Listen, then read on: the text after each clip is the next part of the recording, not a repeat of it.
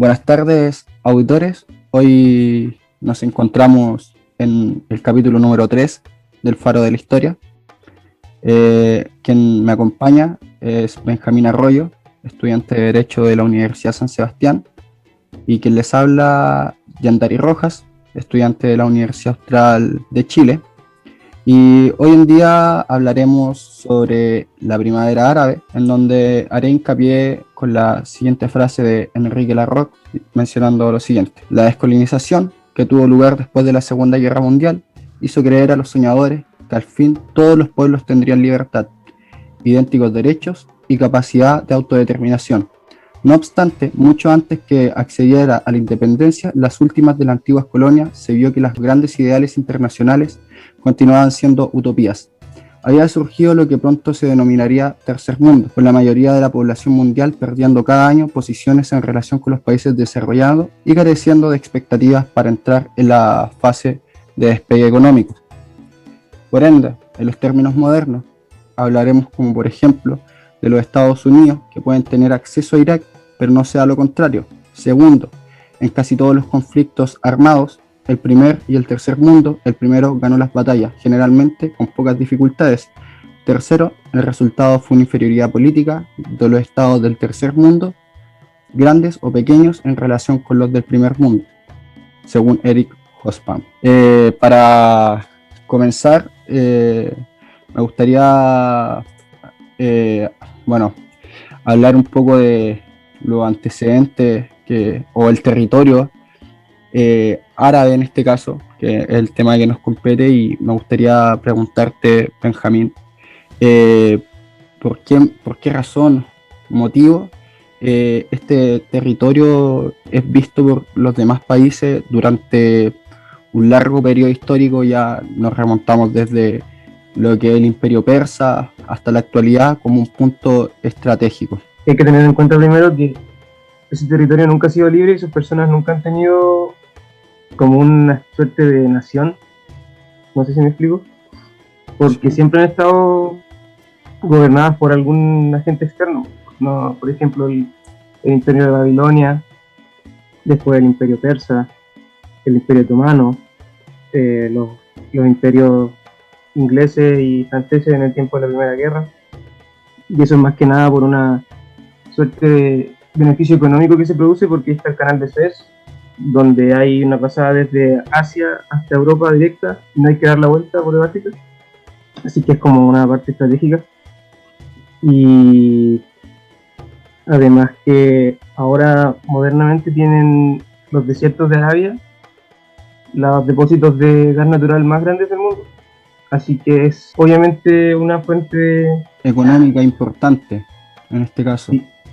Sí, con respecto a lo anterior, no, hice la mención, por ejemplo, en este caso del tercer mundo y el primer mundo, en donde ya tenemos claro que después de la Segunda Guerra Mundial, en mano de la globalización, Guerra Fría y otro antecedente, hay potencias que no tan solo en Medio Oriente sucede, sino también en Latinoamérica, que buscan tomar control de países que controlan ciertas materias primas con el fin de enriquecerse ellas mismas, mintiéndole y diciendo cosas, proponiéndole o dándole sueños que al final nunca se cumplen, como pasó en 1916 con el acuerdo de Sykes-Picot. No sé si tiene alguna se les prometió a la gente, al pueblo árabe se les prometió la nación de Arabia Unida, y por eso aceptaron ellos, porque dijeron que después de que se fueran dejarían a su suerte, por decirlo así, a la gente para que tuvieran su propio gobierno, pero al final terminaron dividiéndolo todo y habían distintas etnias que chocaban culturalmente en el mismo país y que tenían distintas ideas políticas y religiosas y todo, así que hubo choques de acuerdo a eso. Sí, incluso uno de los estados que se crea después de este acuerdo, del Estado de Israel, en los cuales los demás como Irak, Irán y Egipto no lo aceptan y terminan teniendo varios conflictos. Se sabe también, y es un hecho, una verdad, que Estados Unidos en este caso interviene a favor de Israel aportándole armas, aportándole eh, diferentes herramientas para poder defenderse. Y se ve una gran fragmentación tanto ideológica a través de un neoliberalismo, como una etiqueta de libertad, la cual no es mucha libertad, y también tenemos en este caso intervención de Rusia con el fin de una igualdad que al final termina segregando toda una sociedad. Bueno, respecto a la primavera árabe, ¿cómo es que comienza este hecho tan relevante que sucedió ya hace aproximadamente 11 años nomás, muy contemporáneo? ¿Y qué consecuencias trae? Bueno, hay que empezar sabiendo que ya existía un descontento desde hace mucho tiempo con lo que mencionábamos del acuerdo de Sykes-Picot con los pueblos árabes, que ellos querían tener su nación propia, pero se los negaron. Les privaron de tener su propio gobierno por no sé cuántos años. Y una vez que se instalaron su gobierno, eran gobiernos corruptos, de corte dictatorial. Y la gente estaba con un descontento que al final terminó siendo un estallido social, por decirlo así, como sucedió aquí en Latinoamérica hace unos años. Y todo inició por la autoinmolación de un joven vendedor ambulante, Mohamed Bouazizi, porque la fuerza policial le tiraron su carro donde él vendía. Él, por lo que tengo entendido, se quemó vivo, ¿no? Sí. Eso fue en Túnez. Es fuerte el hecho de que a través de, o sea, este descontento de privilegios como libertad de derecho, un cambio de gobierno, la represión, la falta de trabajo, el alza de los precios para alimentarse, generan este malestar en la población, y también lo vivimos acá en Latinoamérica. El hecho de que, por ejemplo, en Chile haya subido 30 pesos y haya quedado una revolución, o sea, de manera violenta, y después, no sé, tener este ejemplo de alguien que se inmola, genera muchas preguntas, y como ¿por qué llegar a esto? A que alguien se inmole, a que se destruyan los bienes públicos para que por fin puedan entender que las cosas que están pasando están mal, que no se den cuenta de que la gente no está viviendo como se merece. O sea, no hay dignidad en una vida donde se enriquecen unos pocos a costas de otros, y sobre todo en países, como ya hacemos la diferencia, esta pirámide entre primer mundo y tercer mundo, países que son totalmente industrializados con el fin de quitar todo, o sea, incluso las mismas libertades. Tenemos las dictaduras en Latinoamérica y también estas dictaduras en Medio Oriente que en cierto rigor también son muy extremas. Sí. Es súper... termina dando en cierto aspecto un poco de pena, de rabia. Hay un sinfín de sentimientos que uno puede tener ante esta situación. Sí, es interesante igual, porque nos da a saber así de la identidad que tienen los pueblos, de que a pesar de haber pasado tantos años bajo un gobierno dictatorial, el pueblo siempre se va a levantar porque tiene la identidad en común, así como aquí pasó en Latinoamérica. Después de tantas dictaduras, aún así se siguen levantando, y allá, después de tanto tiempo y después de tanta crueldad como se dio, aún así ellos seguían queriendo tener su propio estado. Siempre el pueblo quiere ver más hacia adelante. Sí, no piden algo que sea fuera de lo normal, o sea, no quieren así algo imposible, sino que quieren sus derechos. Sus derechos. Es más que simplemente eso, o sea, el abuso al final de los poderosos, porque aquí no hay otra palabra que más que nada el abuso, termina generando estas molestias que llegan a la violencia. no justifico por nada del mundo la violencia, pero en cierto aspecto está bien. O sea, ¿de qué otra manera se puede salir si protestando, gritando, no te pescan? No, no hay otra opción. Bueno, volviendo al tema de los árabes, eh, por lo que tengo entendido, hay una fragmentación de toda la sociedad con respecto a los chiíes, los suníes, como este territorio después de la primavera, también mismo de la primavera árabe, también se fragmenta demasiado. Tanto quienes estén a favor del gobierno de al-Assad, islamitas que estén en el Frente Islámico, que es como la oposición al gobierno, y ya después islamitas más radicales que ya tienen, en base a este mismo enfrentamiento, se configura una anarquía en donde el terrorismo comienza a tener mucha fuerza en estos países y la intervención de estos estados de primer mundo ya es muy poca porque termina siendo tan radicales estos grupos terroristas que es difícil intervenir ya en un sector donde el conflicto prevalece latente. Entonces, ¿qué opinión tienes al respecto en cómo se van desarrollando estas oposiciones, tanto, por ejemplo, en el gobierno de al-Assad, que está apoyado por Irán, China, Rusia, el Frente Islámico, Estados Unidos y Francia, creo, Inglaterra? ¿Cómo es que la ideología repercuten en este sector? ¿Y cuál es el fin en general de ambos?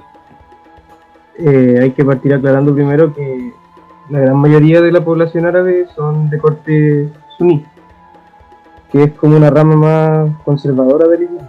Y los poderosos, o sea, como un porcentaje muy pequeño de la población árabe, que son los que ya están más altos en el poder, son chiíes. Y por eso se produce así como un descontento, porque los suníes, que son la mayoría de la población, quieren ser gobernados por gente suní. Porque a pesar de ser de la misma rama, tienen pensamientos distintos.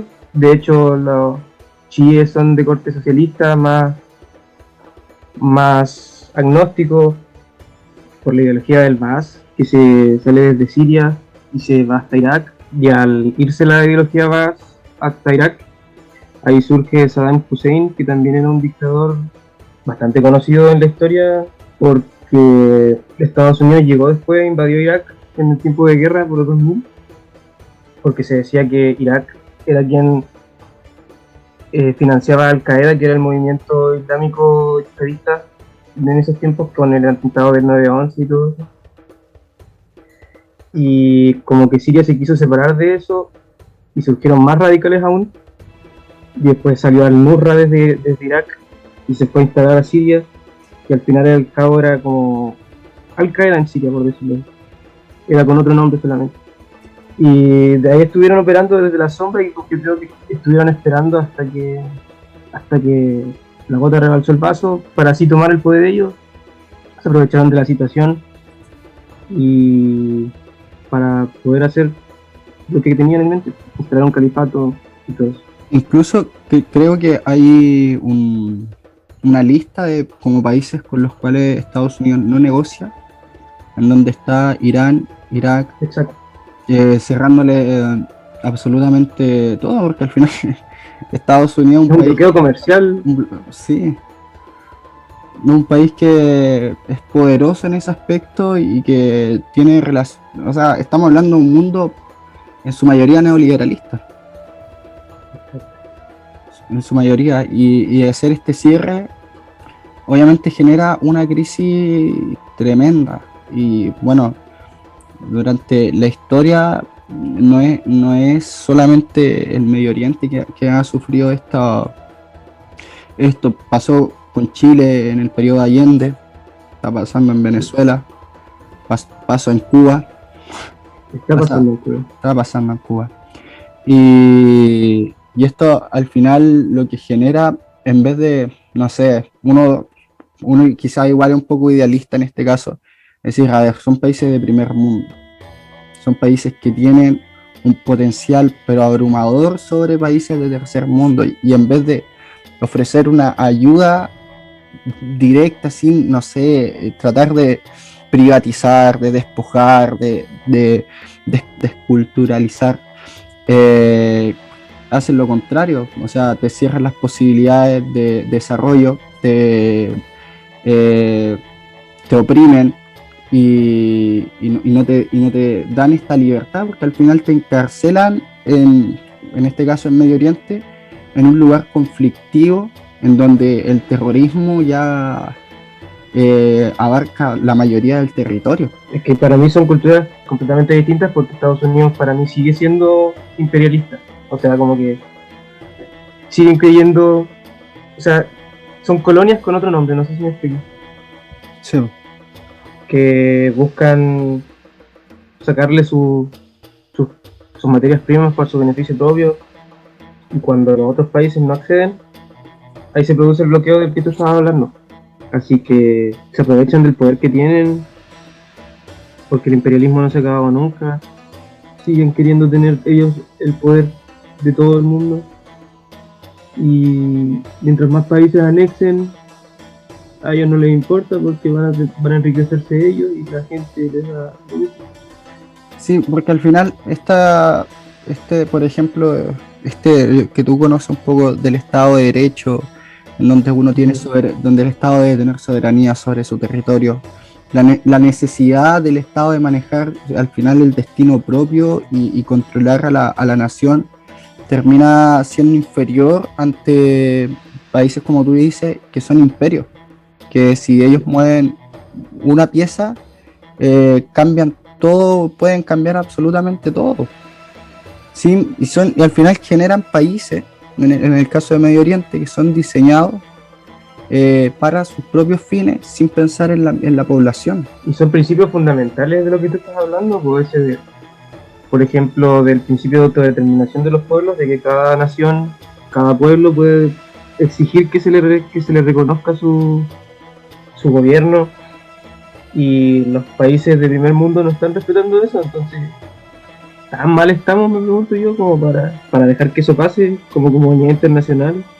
Dejar que un país abuse así de esa manera. Y cuando buscan controlarse por sí mismo, porque ya lo que hay no me gusta usar aquí la palabra anarquía, pero lo que sucede en Medio Oriente, terminan fracasando este manejo propio y terminan en guerras civiles. Exacto. No pueden controlar porque no hay como una solución, tanto por los órganos internacionales, en decir, a ver, intervengamos, pero de buena forma. No pensando estas materias primas son las que tiene este país y nos vendría bastante bien. Termina siendo ridículo. Y además hay que pensar que en esos países nunca han habido gobiernos que representen a la gente. Entonces es como difícil pedirles que de un día para otro tengan un gobierno como tenemos nosotros, porque nunca ha habido uno. Entonces, ¿cómo van a saber cómo organizarse y todo? Sí, por ejemplo, con todo lo que pasó con la primavera árabe en Túnez, es cuando se saca Ben Ali, ¿cómo está la situación en Túnez? Porque lo que yo entiendo, el Líbano, Siria, Egipto, no, después de la primavera árabe, las consecuencias incluso podría decirse que fueron peores. Sí, es que igual yo lo tengo como por un punto de vista geográfico, porque Túnez está por debajo de la península arábica. Y entonces para que los otros grupos radicales llegaran hacia Túnez tendrían que haber recorrido todo el desierto, toda la península. Y tengo entendido igual que en Túnez, después de la destitución de Ben Ali, se instaló un gobierno interino y se llamaron elecciones, y ahora hay un gobierno normal. Normal entre comillas. Hay una democratización, Sí. entre comillas también. Sí, pues como dices tú, en Libia, en Siria, todo eso, que fueron los lugares donde más se vieron afectados, ahí se formaron guerras civiles porque el gobierno, cuando la gente salió a la calle, el gobierno reprimió. habían bombardeos de parte de las propias milicias hacia su gente, y después de eso empezaron a surgir los grupos radicales, y entonces como que nunca hubo paz por ningún lado, ¿me entiendes? Porque la gente por un lado tenían al gobierno reprimiéndolo y por otro lado tenían a los grupos radicales que surgieron contra el gobierno, pero que los atacaban a ellos también, si es que no se unían a ellos. Y ya, esto ya como le digo, han pasado 11 años desde que sucedió la primavera árabe, y estamos hablando de cientos, más de 500 años, mucho más de 500 años de que este territorio sea visto como un punto estratégico. ¿Tú crees que hoy en día se puede llegar a algo, a una solución? ¿Qué procedimientos los países, en este caso las mismas organizaciones internacionales, podrían hacer para llegar a solucionar este conflicto? Porque no, como te digo, sigue latente a pesar de todo. Es que con un territorio así de radicalizado ya, con el tema religioso, es difícil algo rápido, pero empezar a enseñar, instalar. Para mí lo mejor sería que una organización internacional, no sé si la ONU o cualquier otra, vaya, se instale ahí y le enseñe a la gente lo que está pasando, lo que pasó, su historia, les muestren todo para que la gente se dé cuenta de que están haciendo algo mal, no se radicalicen por la religión y que vean el futuro, que no estén viendo el presente, porque con la religión como están radicalizados. Y el tema de estos grupos terroristas, ¿qué se podría hacer ellos? Porque al final, si uno termina combatiéndolo, si lo hablamos ya de un conflicto bélico, tampoco es como una solución a la que se quisiera llegar. Pero, ¿qué otra opción se puede tener al respecto? Muy interesante porque esos grupos terroristas, yihadistas, tienen la misma visión que el pueblo árabe en general. Ellos quieren instalar un califato islámico que cubra todos los países, que sea todo un mismo gobierno. Lo mismo de la Arabia Unida que le prometieron al pueblo árabe, lo quieren los yihadistas, pero son más radicales, con armas y todo. Y es difícil pensar así una forma de combatirlo sin la guerra, obviamente. Y no sabría decirte algo así, una idea pacífica de desmantelarlo desde dentro. Sí, pero según lo que tengo entendido ya hay más paz ahora en esos países, porque en 2017 se desmanteló el ISIS, se tomó la última base que tenían en Siria, que era Al-Raqqa, y ahora siguen habiendo cédulas pequeñas en Irak, en Líbano y todo eso, pero ya están desapareciendo, pero aún así están surgiendo nuevos, así que es como que la historia se repite en ese caso. Porque al final el conflicto radica en la promesa que le hicieron. Un Estado árabe, una nación, la ideología del Baas, en este caso con índole socialista, y esta división en varios países, porque al final se divide ahí mismo en Irak, Irán, Egipto, Arabia Saudita, entre otros países, y no se cumple este tratado. Y esto es lo mismo que genera quizá ese mismo malestar o ese mismo sueño que ellos tienen de si fuésemos una nación, quizá unidos podrían ser muy poderosos. O sea, yo creo que cualquier nación que se una con otra y busque a través de la paz mutar a una nación completa y concreta, y dejar de lado al final esas diferencias religiosas que son lo que están destruyendo ese país. Bueno, el conflicto religioso sale principalmente con la radicalización de algunos grupos islamitas, cuando sale la ideología de la yihad, que principalmente es por la razón de la fuerza, por decirlo, con las armas para tomar el poder. Y lo que hace esto, los atentados, todo eso, después de las guerras, lo que hacen los grupos yihadistas es poner a la gente pobre en contra de los más poderosos. Entonces ellos abducen gente, les prometen un montón de beneficios, les prometen las mejores mujeres, les prometen un buen estilo de vida para su familia, para ellos, Y eso hace que la gente más joven, porque si te pones a pensar, son mucha gente joven la que se va a esos grupos, se radicalicen pensando en ellos. No lo hacen pensando en Dios ni nada. Y por eso esos grupos, los más poderosos, los mandanaces, van a esa gente que no tiene nada que perder y la radicaliza para que peleen por ellos, siendo que esa gente no tiene nada que ver en su conflicto. En este caso estamos hablando de los suníes, ¿no? Sí. ¿Y qué pasa con la población cristiana en este caso? La población cristiana siempre ha sido súper mirada menos en los pueblos árabes, son así como el bicho raro, por decirlo así, se ha hecho, son un 13% de la población de Arabia son cristianos, así que no tienen como ni voz ni voto en cuanto a eso. ¿Y cuál es la diferencia entre los chiíes y los suníes específicamente?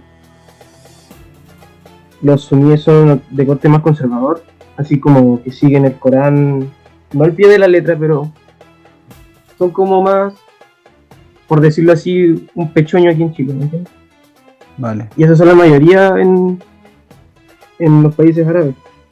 Y los chiíes son más liberales, son más agnósticos, son como una minoría y prácticamente como que los poderosos son más chiíes que la gente normal. Y mira, ¿sabes qué?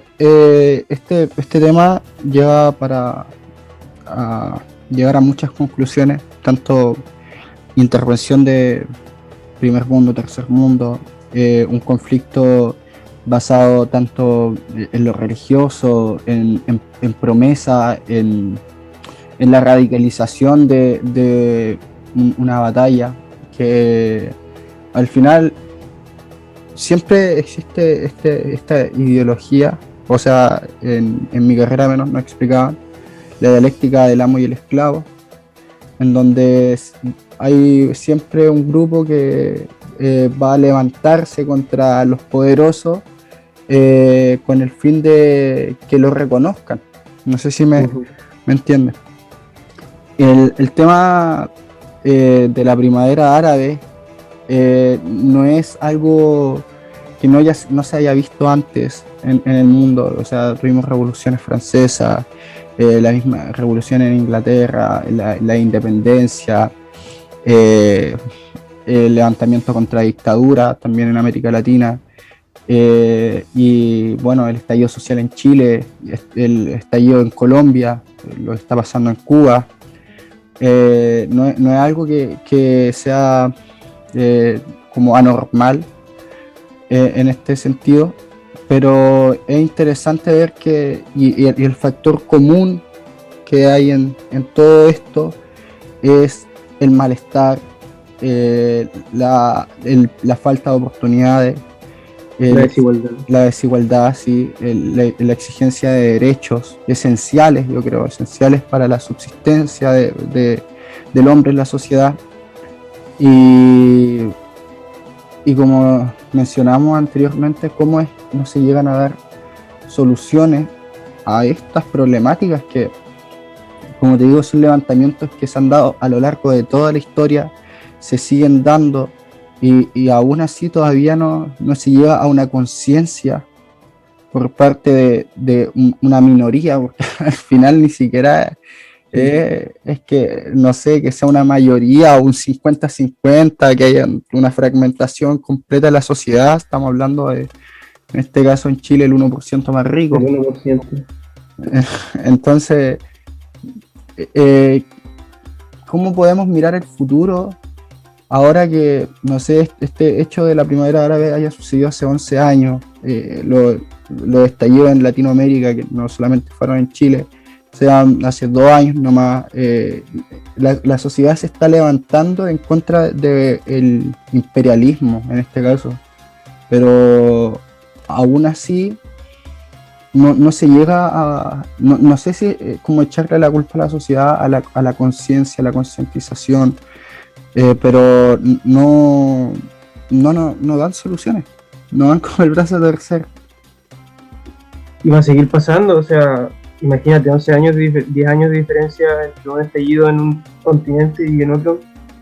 Yo creo que va a seguir pasando y que algún día va a tener que suceder que hay un cambio radical en la sociedad, porque para mí esto es un problema global, porque no es solamente un país, sino que son todos los países los que están bajo el control de un más poderoso. ¿Me entiendes? Son todos los países los que sufren desigualdad, hasta Estados Unidos, que se supone que es el mejor país del mundo, según ellos. ¿Viste lo que pasó el año pasado con el tema de la brutalidad policial, de la salud, de la educación, todo eso? Y no sé, como que ahora como las redes sociales están en su auge, es mucho más fácil la difusión, y como las redes sociales están en su auge, ahora la difusión de todo lo que está pasando es mucho más rápida, y los países vecinos van a querer imitar lo que está pasando. Entonces yo creo que esto es un paso inicial, lo que está pasando aquí en Latinoamérica, y que fue como la patada inicial, por decirlo así, ahí en Arabia. Y es como exactamente lo que no debería pasar aquí, ¿entiendes? Porque aquí no tienen que surgir grupos radicales como otros países. Y eso. Sí, porque al final ese es el problema más grave, y el bloqueo que termina siendo ridículo. O sea, no le hay un sentido a un bloqueo hacia un país que está viviendo una crisis. Una crisis donde no sé, están muriendo niños, están muriendo madres, están muriendo abuelos, abuelitas, y la ayuda, ese tema de solidaridad, de empatía, uno sentado también desde la comodidad, ¿cachai? Se coloca a pensar así y da pena, en serio, yo al menos cuando empecé a estudiar esto me dio mucha ansiedad, no podía dormir en las noches, no sabía, pensaba como qué soluciones se puede dar, qué decir. Al final un país te bloquea todas las oportunidades, te dejan el libre terrorismo,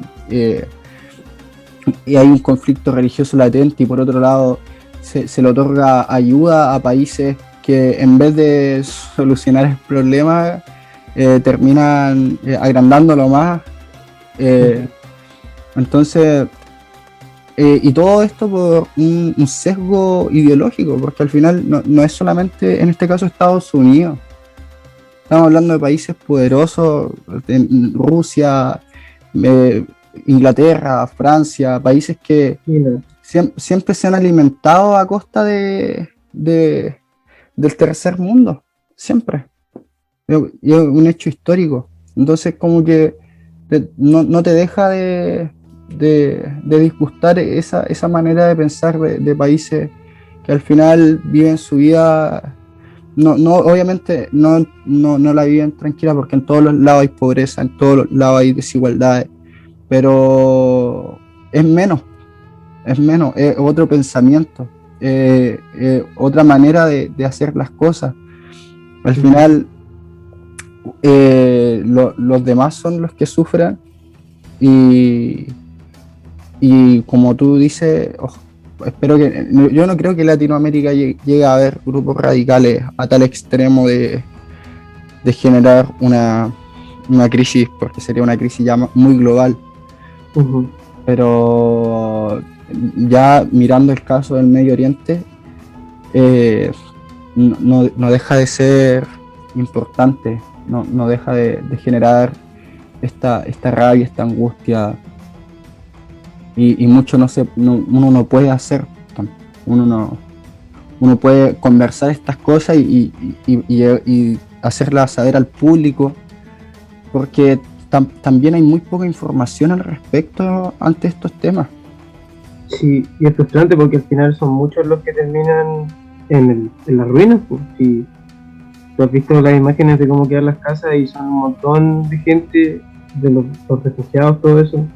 Y es frustrante porque uno no puede hacer nada viendo que hay gente que está así de mal. Y como dices tú, que igual la censura existe de parte de otros países, porque igual hay intervención, no creo que quieran que se muestre todo. Por ejemplo, yo creo que una de las imágenes que siempre voy a estar recordando es la del niño, no sé si te acordáis, el niño que está en la orilla, tirado, Sí, sí, muerto, sí. es demasiado fuerte. Yo creo que esa imagen dio vuelta al mundo esa imagen, pero o sea, igual sé que hay gente que viaja, va a dar apoyo, va a ayudar específicamente a toda la comunidad, pero también se enfrentan a las consecuencias de todo ese conflicto, o sea, también pueden estar muriendo. Y es gracioso porque la mayoría son organizaciones no gubernamentales. Son organizaciones no gubernamentales o particulares que van allí a ayudar por cuenta propia y no son los gobiernos los que meten mano ahí para ayudar. Y el tema este también por ejemplo, como tú dices, los medios de comunicación, no tanto como la censura, pero también a veces la sátira o la falsa propaganda, como en este caso, uno piensa en Arabia y la primera imagen que a algunos se les viene es el terrorismo.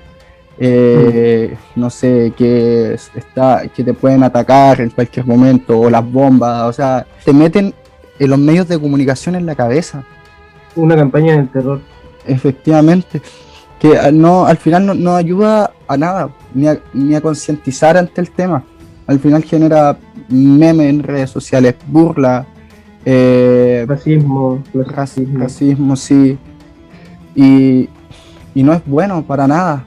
O sea, y eso, como te digo, también se ve acá en Chile, en el caso de los mapuches, que la gente los trata de, no sé, de borrachos, Enojo. de flojos, de que queman árboles, camiones, cosas así. O sea, en qué clase de sociedad se transformó esto. O sea, no es bueno para nada en ningún motivo, no es sano tanto para los pueblos que están sufriendo esto, y que va encima en redes sociales, como digo, en vez de concientizar, que te lo doy por firmado, que son muy pocas páginas que concientizan ante la situación o dan a saber al mundo lo que está pasando, hay más burlándose del tema. Se toma muy a la ligera, encuentro yo. Sí. Y si uno habla estas cosas, es porque es grave. Y esas Entonces, cosas que pueden pasar en cualquier momento. es súper interesante, como te digo, llegar a conclusiones respecto a un estallido que se dio en Arabia, las repercusiones, las consecuencias, y mirándolo ya también desde el mundo digitalizado, que al final puedes llegar a pensar muchas más conclusiones, y no podemos, no sé, no quedarnos al margen y no hablar de esto, que es importante. Más encima con lo que estamos viviendo aquí como país, que a pesar de que todo se nos volvió tan diferente, que todo terminó tan como terminó ahí tan mal, al final las cosas que quería la gente eran lo mismo aquí. O sea, eran derechos básicos. O sea, por ejemplo, lo que pasó en Chile después de que acabara la dictadura de Pinochet.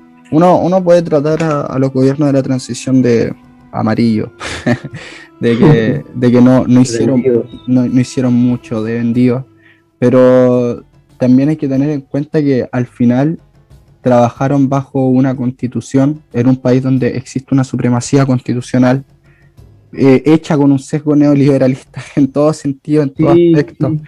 Entonces, ¿qué hacer en esos casos? Porque no, buscan, no sé, una solución. Uno quisiera, no sé, yo creo, a mí me contaba al menos mi abuela, que las cosas cambiaron mucho, sí, que hay menos pobreza, que todo el tema, pero aún así el sesgo en base a las leyes, porque son las leyes en este caso, creadas con fines estratégicos, sí, es más que nada eso. No sé si una vez tuviste un video donde salía Jaime Guzmán hablando y decía que él quería escribir la constitución de tal manera que cuando alguna gente que de su oponente, así por ejemplo, si es que salió un gobierno de izquierda, tuvieran que gobernar de acuerdo a la derecha, ¿no? Que le iban a escribir de tal manera de que los gobiernos opresores, o sea, oposiciones, no pudieran gobernar a su manera, sino que tuvieran que hacerlo como lo escribieron ellos.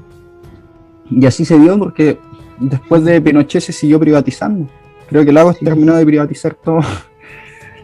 Por eso hay que Entonces, cambiar la constitución, amigo. por eso está cambiando. Ahora también la gente, es que allí es todo, toda esta campaña del terror es súper densa porque la gente también tiene ese miedo, así como, ¿qué están haciendo con la constitución? Si yo iba al hospital el otro día y una señora me decía, no, es que la gente que está en la constitución no está preparada. Y, y- y no sé de dónde sacó eso. ¿De dónde sacó eso? Sí. ¿Dónde sacó eso? No está preparada. Van a dejar la tendalada en el país. Están haciendo cosas que no deberían hacer. Eh, converso con otros familiares también, ¿no? Que por qué los mapuches quieren, no sé, cambiar la bandera de Chile o sacar el escudo nacional o el himno, cuando no se está hablando de eso. No. Al contrario, se está diciendo agreguemos la bandera de todos los pueblos, porque acá en Chile hay más pueblos que el pueblo chileno. Hay más pueblos que tienen que ser... Representados que se han visto tan. Uno lee la Constitución de Chile, el único pueblo que existe es el chileno. Ujú. Y no, así. Al igual que, así haciendo una comparación, en el Medio Oriente, al pueblo mapuche también se le prometieron las tierras. Y fue un acuerdo de mano. Y después llegan con la pacificación de la Araucanía y lo exterminan a todos. Llegando hasta la zona austral. Estamos hablando también de los aboniques, los cahuéscar y otros pueblos que también fueron exterminados. Y un genocidio total. Y en el Medio Oriente también le proponen en el Tratado de Sykes-Picot esta nación, y al final te la fragmentan y generan conflicto, no se saben llevar, no prometen lo que no van a cumplir y al final terminan siendo totalmente descarados. Ujú. Bueno, no sé si tiene algo que concluir, algo que decir para ir terminando. Se puede ver que ya que la gente tiene una identidad y que si es que esa identidad no se respeta, la gente se va a levantar, la gente va a hacer lo que está haciendo y se veía venir igual. O sea, después de tantos años. Bueno, este fue el capítulo número 3 del Faro de la Historia. Le doy las gracias acá a mi amigo Benjamín, que se nos hizo presente hablando de este tema tan importante, que es importante, valga la redundancia, llevarlo a la mesa, a conversarlo, a hablarlo. No pudo estar Sebastián por ciertos problemas, pero ya lo estará en la próxima ocasión. Esto es el Faro de la Historia. Muchas gracias por escucharnos.